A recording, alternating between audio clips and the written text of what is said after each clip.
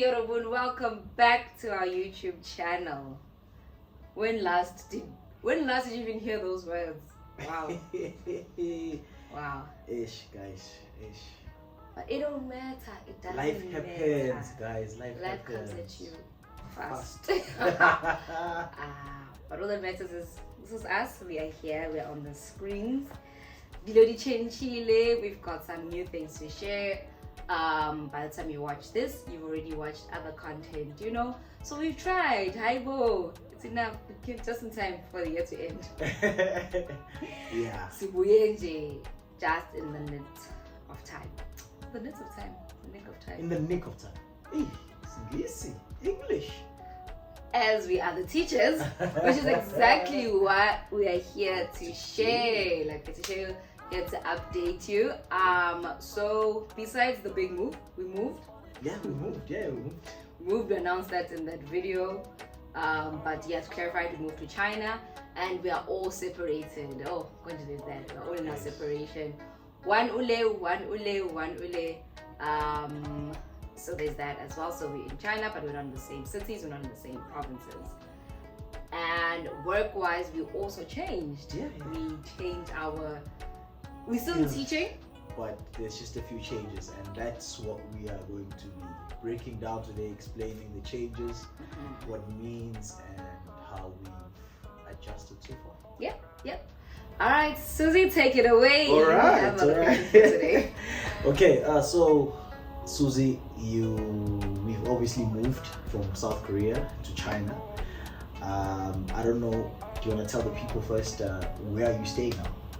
I'm in the big cities. I am up. I am rolled eyes. I have moved to Shanghai. Yeah. Oh, by the way, it's only two of us so far have moved to China. I think I've got to say Space still coming, but for now it's just Sim and I. Yeah. Okay. And what's the lollies? Oh, they're gonna tell the people. No. We'll come to me. Because I need to explain and break it down. Where am I? Okay, fair enough. So, you've moved from Smolanyana, Jeju Island to big city life, Shanghai. What's it like? What's it like the changes in lifestyle and places and environment? It's huge. It's humongous. I went from the slow life, catching a bus, going to work, to the fast life of needing to know how long the subway is going to take, needing to know the subway routes, just knowing what's even at certain times that if you go to the subway at 4, a specific entrance is open, but if you go at 4:30 to 5, then you have to take a longer route just to get into the subway. I know that sometimes I know that in the morning the subway is 2 minutes apart. If I missed the first one, in 2 minutes the next one is coming. I also know that if I'm not at the subway at this time, I'm late. It's over for me. I'm going to be late for work. So yeah, it really feels a little bit like home. Joburg, because Joburg has a lot of city busyness, but also there's still a touch of still in a foreign country.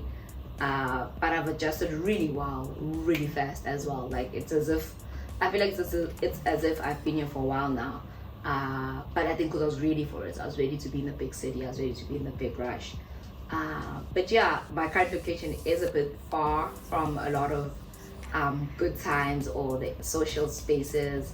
So I commute. Hey, commuting. I didn't do any better from commuting in the island and taking all those million buses and all those. I'm still in the exact same position in terms of traveling around where I stay. But yeah, that's a nutshell, I guess, of the new changes. Okay. Yeah. We are growing. Yeah, Okay. Now let's head straight into the work. Please tell our viewers what and where are you teaching now? What level are you teaching and where What exactly a are you jump. teaching? Yeah. What a insane jump. I am now in nursery. And when I say nursery, I am, as of August, I will be, actually more like September, I will be teaching 2-year-olds. Basically, running, admin, everything. I am a homeroom English teacher for 2-year-olds. Yeah, it's still processing in my head. Like, I went from just being in charge of making sure that these kids speak well, learn well, correcting people's mistakes, correcting how they read, write, grammar, everything, to being entirely responsible of how my kid changes their shoes, their water bottle. Do they drink their water? Are they sitting properly? Are they sitting upright? Do they know how to sit with others? Do they know how to sit on a mat? Do they know how to sit on a mat and a chair? Do they know how to, communicate with other people? Do they know how to communicate with me?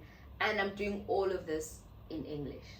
Wow, that's amazing. Like, what a 360, what a turnaround. Why move from high school to teaching grammar to teaching did you drink water? Yeah. To literally teaching those was like, simply because the first thing that got to me is, I think, while I was teaching high school a lot, I used to get so frustrated with just the amount of correcting that I was constantly doing. Like, I felt like I spent a lot of time correcting and fixing mistakes rather than improving or helping them.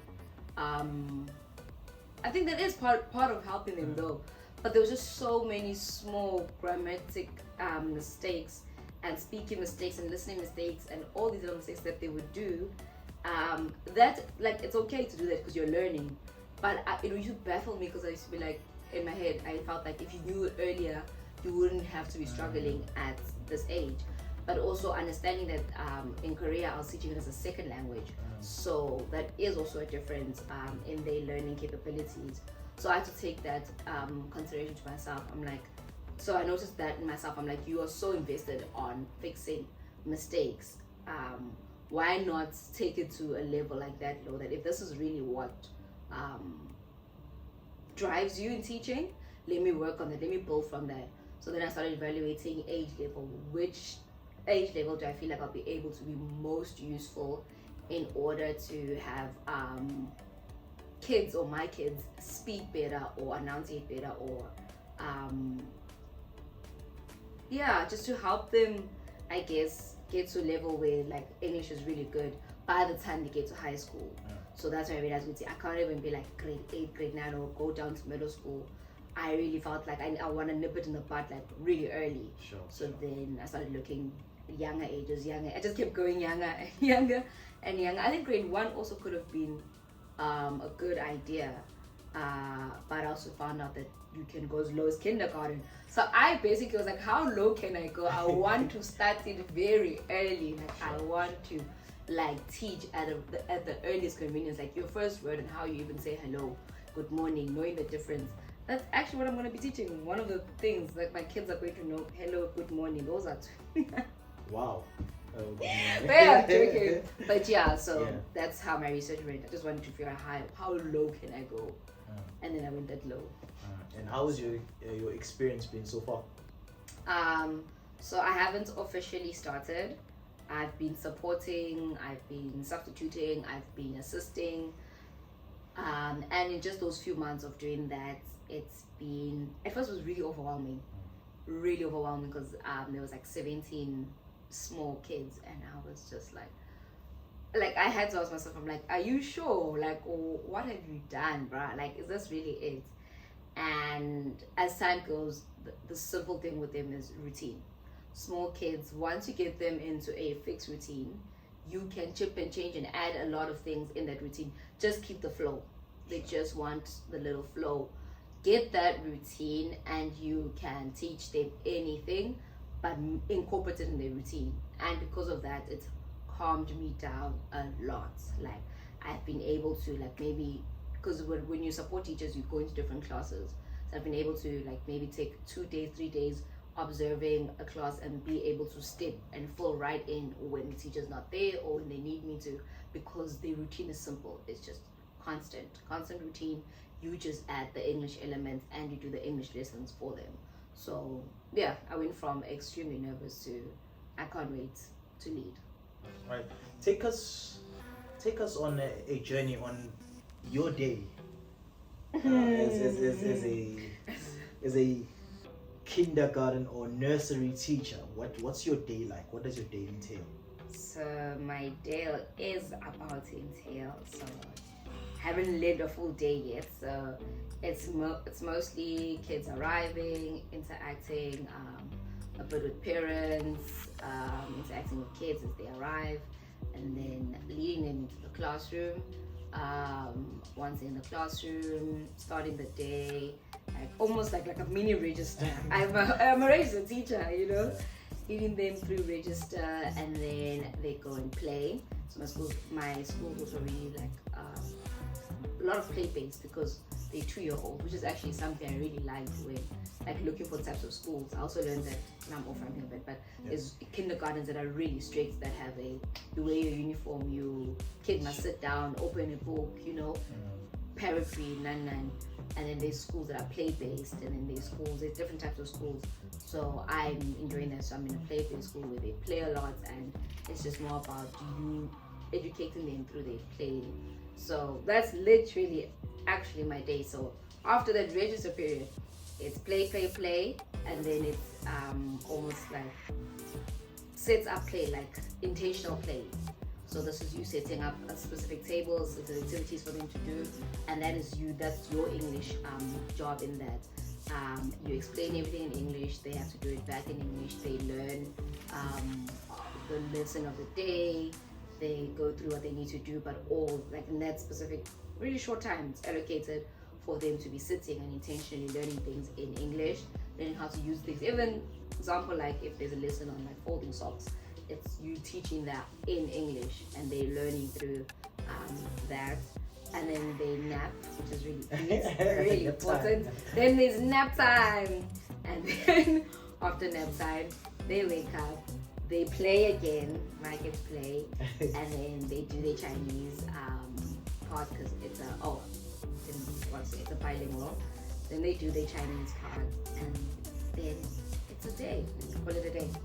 So in that amount of playing, wow, it's not just like free base. I mean, everything is structured and calculated in a way that it's always English incorporated. So even if they're playing hopscotch, you would have to instruct and teach them how to play hopscotch in English. If they're doing this and that, everything that they do, they're constantly exposed to English, and that's it. So it means I talk a lot. Hey, I talk. By the time nap time comes, you don't even want to. You're done. Like you're just like nap, bruh. Like any question, I'll answer later. But it sounds like you've adjusted well to your new school life. I think because I came in towards the end of school year, so it was like I found the kids that were already in the routine. So that's the tricky part. Like I found I found the perfect end. Yeah. I found what the results should look like. What I'm going into is the beginning of that, on how I'm going to be given a bunch of kids, and I need to produce that end result. That's the scary part. That's the tough part. Like I am like, that is wild. Like when I look at how amazing they were, like the kids that I was supporting, and then being the one responsible, hilarious if you ask me. Yes, homeroom teacher. Homeroom. A class leading. Please. You are the everything. Okay. Wow. Okay, last one for me. What have you learned about yourself in this experience? Is there anything new that you've learned about yourself? If there is, what is it? Responsibility on the next level. The first thing I learned is I need to stop doing things like that. It does not work like that. In kindergarten, you can't leave anything anywhere, and you need to always remember where you place things. Very important. The first time, the first 3 months when I got there, I was supporting younger kids. That's like something a few months to 2 years, and you can't place anything anywhere. Like a small thing like a water bottle. Like I walk in, I'd have my phone and have my water bottle, and I'd get there, and the desk would be empty, like clean, where the teachers are supposed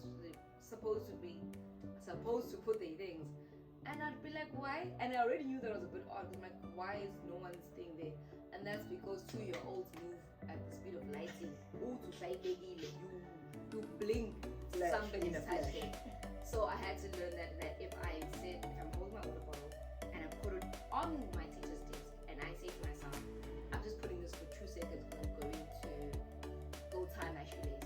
I need to remember I can't then get distracted and end up doing little things, because that's what used to happen so many times for me. That just my water bottle and my notebook, I have found it move all the time, and all the teachers around know we move. So they would just correct like my mistakes. So they would just move my water bottle and put it where it's supposed to be. Cheeky, heavy. I'm like getting lost. Now I'm looking for this water. Now I've stopped what I'm doing to go look for my water bottle. Now that I'm looking for my water bottle, I've left this unattended and so it taught me responsibility in that level. So much. Like it's shocking. Me at home and me at school are two different people. I try and implement it here, but this is like I can't. I feel like I come home and just